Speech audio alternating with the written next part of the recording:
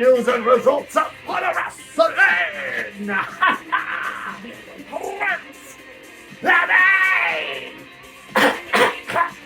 A little cough there, I had to clear my throat. As we are back from Las Vegas. Came back exactly a week ago, and unfortunately, similar to last year's Double or Nothing trip, came home and I got a little under the weather for the week. So delays on this rant, but we are here a week later from Double or Nothing to take a look back at not just Double or Nothing, but Double or Nothing week in Las Vegas. RedJed Wrestling Rants right here with you for everything from Double or Nothing week. What a time it was. I went to 6 shows in Las Vegas with Sin City Steve and the Bad Boys of Podcasting. Check them out if you haven't had a chance. And this was just a fun week for sure. Lots of stuff going on. It all started with Dynamite and Ring of Honor and Rampage tapings on that Wednesday. And then we basically had at least one show every day of the time I was there. Made for a very, very busy week for sure, but a very fun week, no question about it. So before we get into the Double or Nothing, everything about it, and there's a lot of stuff and a lot of ground to cover as there's been a lot of fallout from this show. Before we get into that, let's talk about the stuff before, the shows before Double or Nothing that I went to. Just a quick rundown. You've probably seen a lot of the videos. We posted a lot of videos from pretty much every show. I think the exception was I did not get time to post a lot of the videos from the GCW versus FSW show.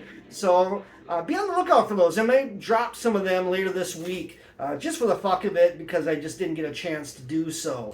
So let's get into, first and foremost, my thoughts on the Dynamite taping.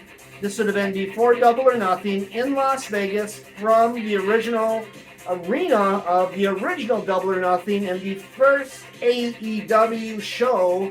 That was the MGM Grand Garden Arena, and this was pretty weird because this did not have the same vibe as Double or Nothing 2019. It did not have the same crowd as that event. In fact, it had only about a third of that crowd at this show. So total attendance of about 4,500. And, Dynamite was okay. Won't get into great detail on it since we're a day late and $1 short on thoughts on that. We're almost, putting near 2 weeks from the fact that I was at this event. But I thought Dynamite was okay.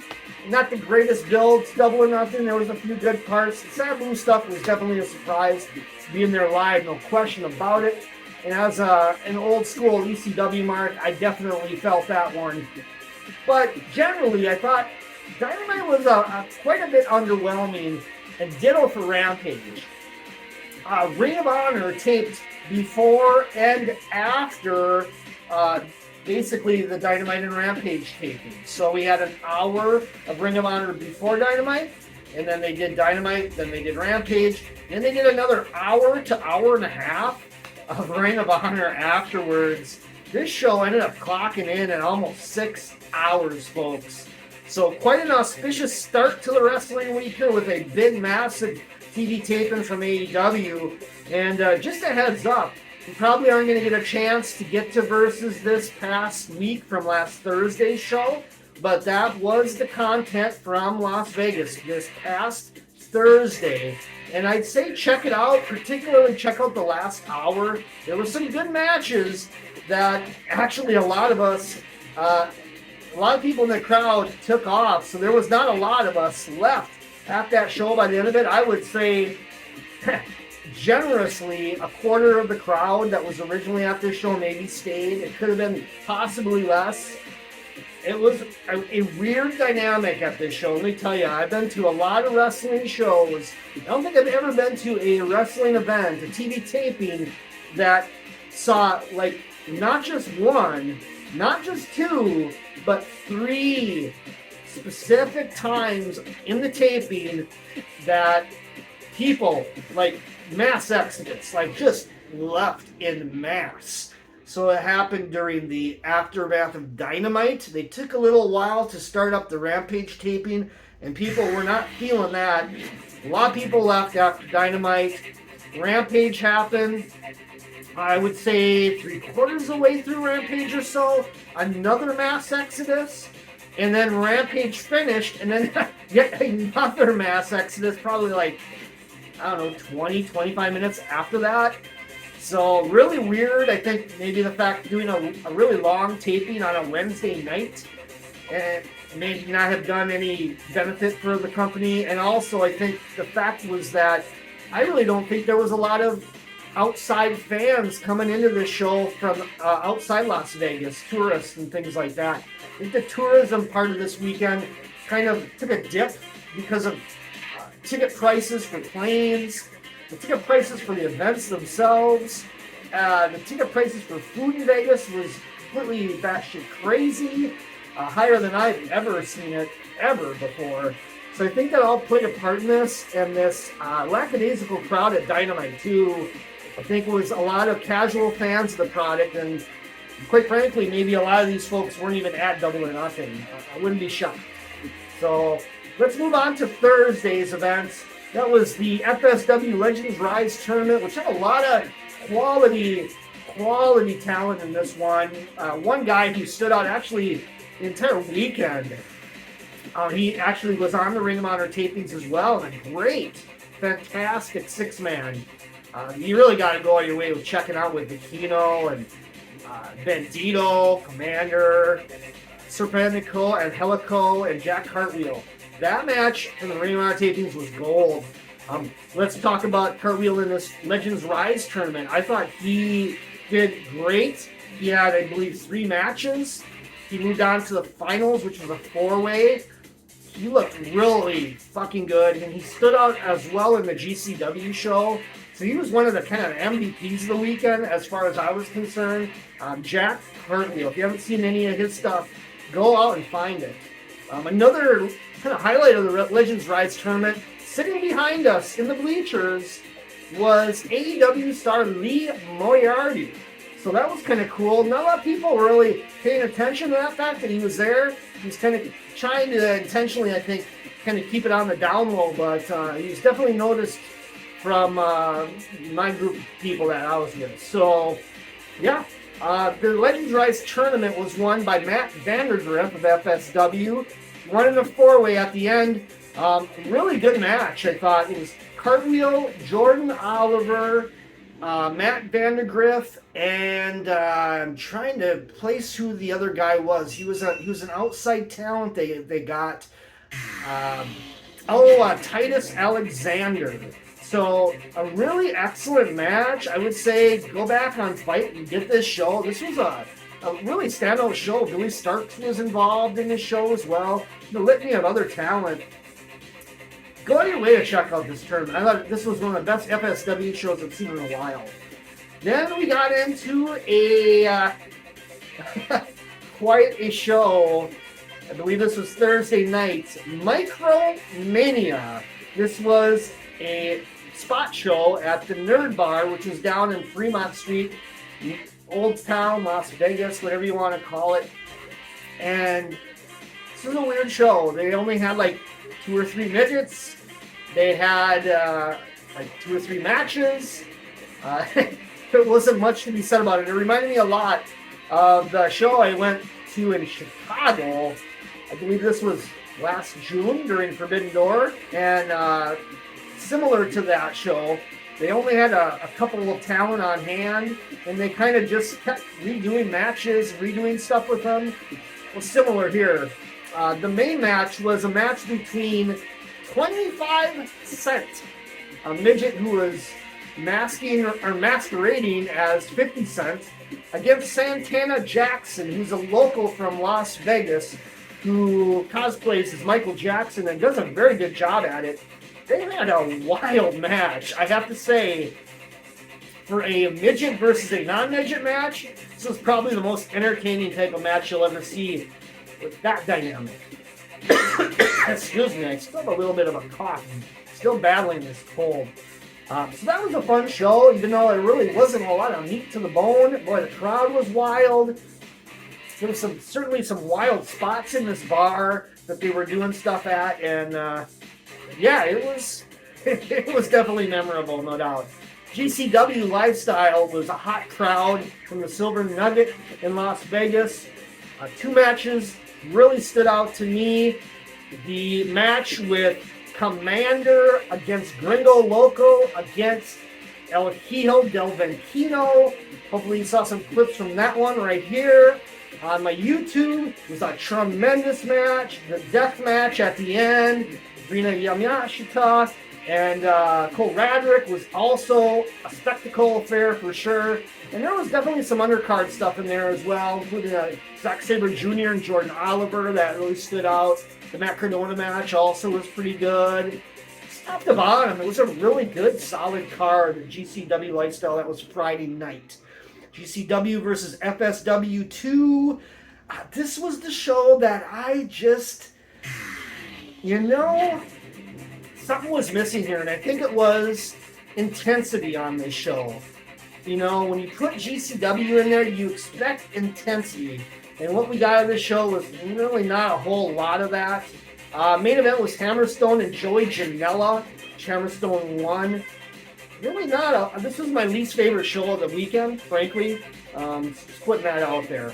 And then we moved into Sunday, which was Double or Nothing from the T-Mobile Arena in Las Vegas. Let's, from the outset, let's get the numbers down, and then we're going to get into more of a mega rant on this show with my star ratings, match times, things like that. Let's get into the numbers though first. So far, predicted about 135,000 buys. That's roughly the same as Revolution. And frankly, that's roughly the same as just about every pay-per-view AEW has done since, ironically, last year's Double or Nothing, which did approximately 161,000 buys last year. So, interesting trend. After Double or Nothing last year, starting with Forbidden Door 2022, it's basically every pay-per-view from AEW has done around 130 to 140, 145,000 buys, around that range. And this one, same type of deal. Rolling it in about the same as the last pay-per-view, Revolution particularly. One thing that was up with the numbers was the movie theater viewings this time around. A total of 138,000 in ticket sales, 240 screens. That's a viewership increase from Revolution of 37%. It was in less theaters than Revolution, but yet had more per theater average than Revolution did. So that's a good sign for the future of AEW shows in theaters. With things going up, I would guess for Forbidden Door perhaps, we're going to see a little bit of movement towards maybe going back to that 300 range for theaters. I guess time will tell if they do that for Forbidden Door. Maybe they'll hold off until all out, or maybe all in even, to do something in theaters. I guess time will tell. And then the big number everybody's probably wondering about, especially given the comments on all the Double or Nothing videos, with so many people, I'm at a loss with it still. So many people commented that they thought the arena looked empty. Like, what is going on? There's nobody in the crowd, etc., etc. We're going to talk about that in a second, but I want to give you some context here. Total amount of people in that arena, 10,550 officially. That's a 9,000 paid roughly, so there was some comps in there as well. That made for a 900,000 gate. So, I mean, by all means, not bad numbers. Context-wise, though, compared to last year's Double or Nothing was sold out well ahead of time at about 14,459 total. So as you can see, a pretty drastic drop this year for Double or Nothing. Roughly, we're talking about 2/3 of the crowd from the previous year at the T-Mobile Arena this year. So that made for some empty areas, some empty sections, which were noted on the videos by many commenters. I responded to some. I probably couldn't keep up with how many comments that was said in this direction, but it does give you context now. There was still plenty of people in the arena, but there was empty spots. Before, I would say a week or two before, the numbers were quite low for this pay-per-view, around between 6,000 and 7,000. They did a deal locally where you could get 4 tickets for Double or Nothing for $40. It's a hell of a deal. They also did that for Dynamite as well, so that moved it up a little bit near pay-per-view time, near the event time that weekend. Also, I think the fact that they announced that Collision was going to be in Chicago, that gave some maybe precedence for some people being interested in Double or Nothing, thinking that CM Punk maybe would show up at Double or Nothing as well. Ironically, CM Punk actually was in Las Vegas, but he was not at the arena. I don't know if he was actually having some meetings with AEW personnel, but he was actually in Vegas during Double or Nothing. I would guess he was presumably maybe visiting some roster members that he's close with. Brody King comes to mind as one guy that was on the Double or Nothing card that Punk's kind of tight with. So maybe they did it that way. I don't know. But Punk was there. Obviously didn't show up on TV. Wasn't even in the arena. There was never any plans for Punk to be on Double or Nothing. Just putting that out there. One more note on the attendance.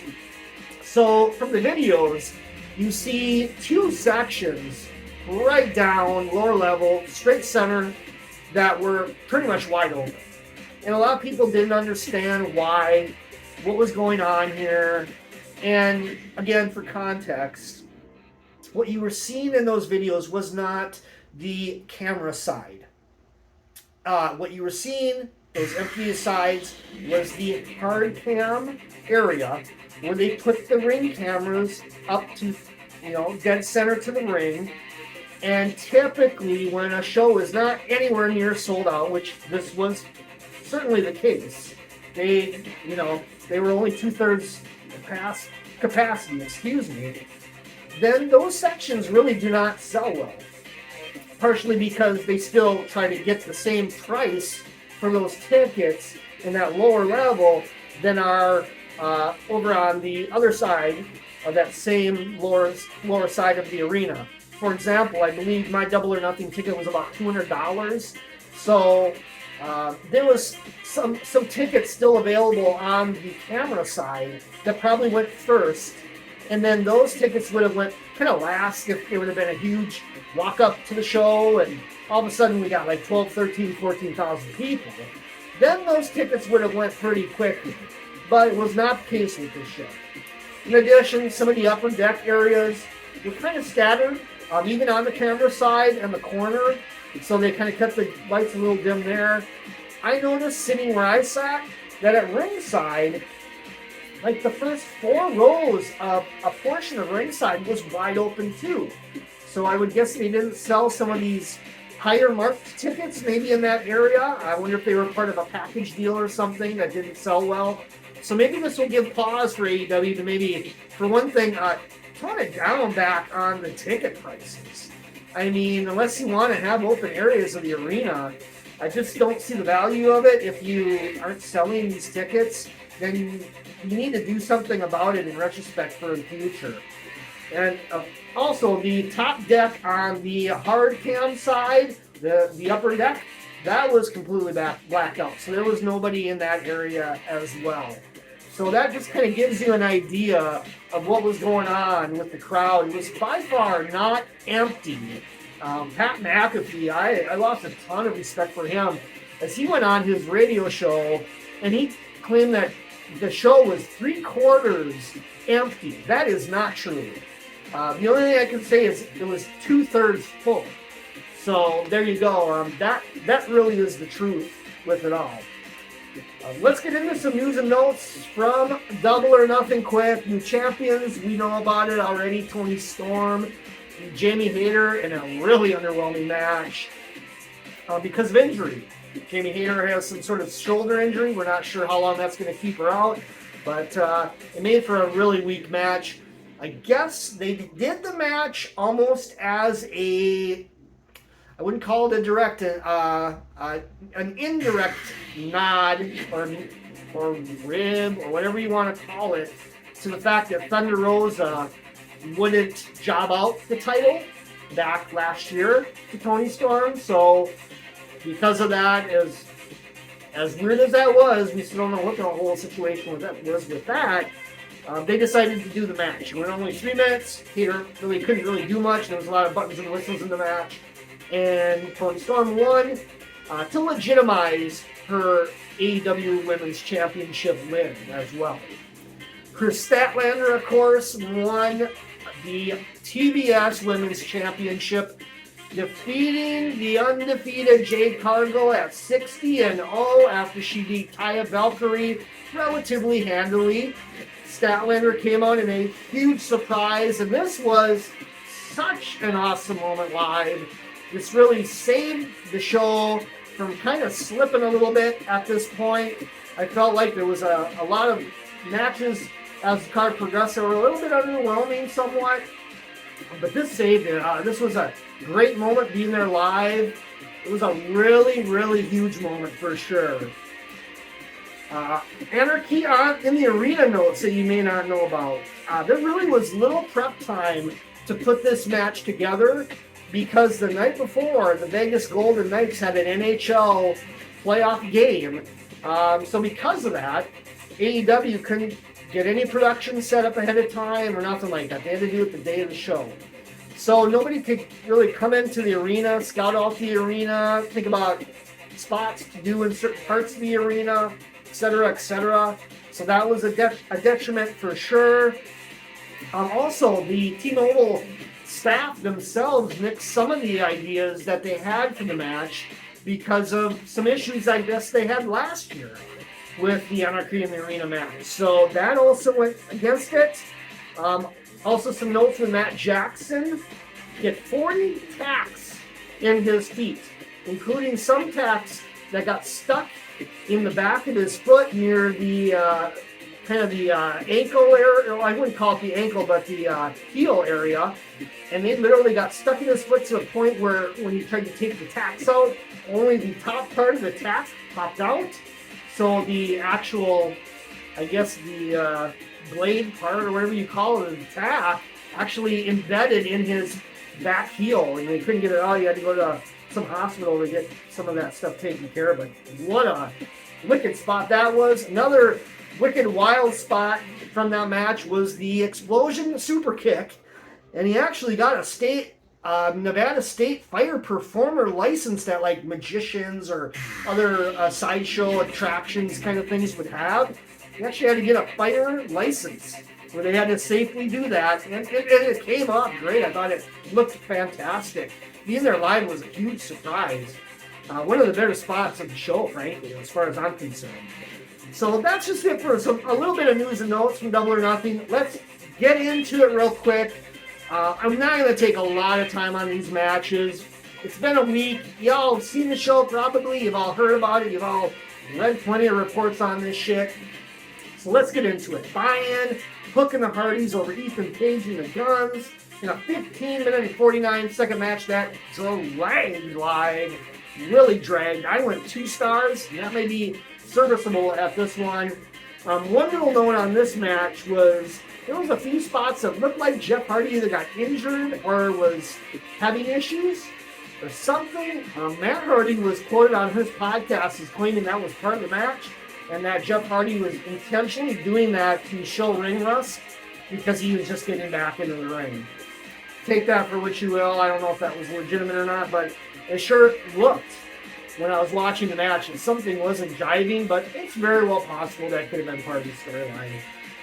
Martha Hart also appeared on the buy-in with Tony Khan in the weirdest fucking hat you'll ever see him wearing to announce the start of the Owen Hart tournament, which is going to be for primarily all in Canada, starting at Forbidden Door.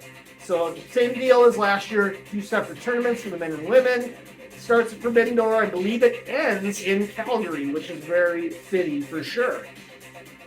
Then we get on the pay-per-view after the opening video package, the Blackjack Battle Royal, which going into this match, I didn't have a lot of hope for. It's just another Battle Royal, but I gotta tell you, I felt like this was one of the better Battle Royals I've seen AEW have ever. Orange Cassidy did retain, him and Swerve were at the end, and in a nice exchange. I went 4 stars of a 22-minute and 28-second match. There was some rumors that Tony Khan was very hands-on with the layout of this match, or whoever helped out with it, kudos, because it really stood out better than your typical Battle Royals, and AEW kind of blew their wad a little bit with the Battle Royal concept, maybe the last year or so, so they really had to do something here to stand out with it, and I felt like they did here with Cassidy winning the Blackjack Battle Royal. 4 stars, like I said. Then here came this was kind of a theme of Double or Nothing, underwhelming matches on some level, where you used to on AEW pay-per-views like match after match after match after match, just hitting. The show really didn't have that as much. We'll talk about my general feelings on how that led into my overall feelings on the show at the end here. But one of these matches that underwhelmed to me was Adam Cole over Chris Jericho in an unsanctioned match. In fact, I felt like the mixed tag from Dynamite last week was so much better than this. I went 3 stars. I almost went 2 3/4 on this one. 19 minutes, 4 seconds. The finish just didn't work. They were trying to get people acclimated into more of a real fight finish, or an MMA finish almost, where Cole was doing those bare knuckle kind of, whatever you call those type of punches that they do in the UFC. And he even busted Jericho off hard way, and yet this match still underwhelmed. And the crowd was very not into this either. So it was a double whammy effect for sure. Then we got to the tag title match, FTR over Jarrett and Lethal, 19 minutes 52 seconds. I went 3 3/4 stars. It started out slow, but kudos to the workers, the old school approach to work in this match, and they got the crowd into it as it went on. The guitar shots definitely helped. The guitar shot to Aubrey definitely helped, no question. I enjoyed it a lot. There was a few things in the back with Starks, Bullet Club Gold, FTR. Also, we got the fireball spot with Jericho and some guy randomly in the back. Then we got to Wardlow and Christian Cage in a ladder match. I guess it was a little better than I expected it to be, but they were really protecting Christian in this match, no question about it. 3 1/4 stars in a 17-minute and 5-second match. Obviously, the highlight was the Swanton Bomb from Wardlow pulling a Jeff Hardy on Luchasaurus. The interaction of Arn Anderson was a highlight as well. I thought this made Wardlow look pretty good in the outset of it after the match was over. All of the follow-up, baby, so we'll see where they go with Wardlow for now. And Christian, like I said, was protected pretty well in this match. Storm over Hayter, 3 minutes 1 second to win the AEW Women's title. We talked about this already.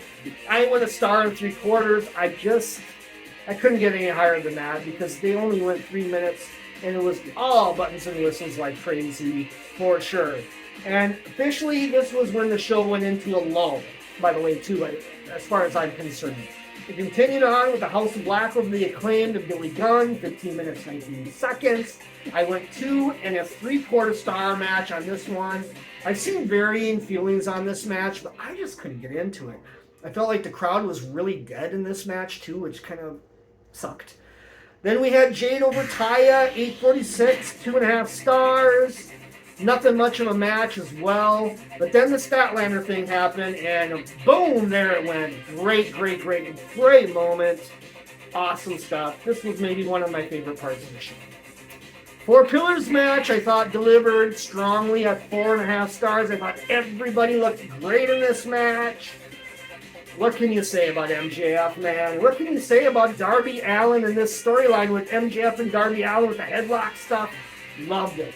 Then we got Anarchy in the arena. I went 4 3/4 stars. I liked it better than last year's.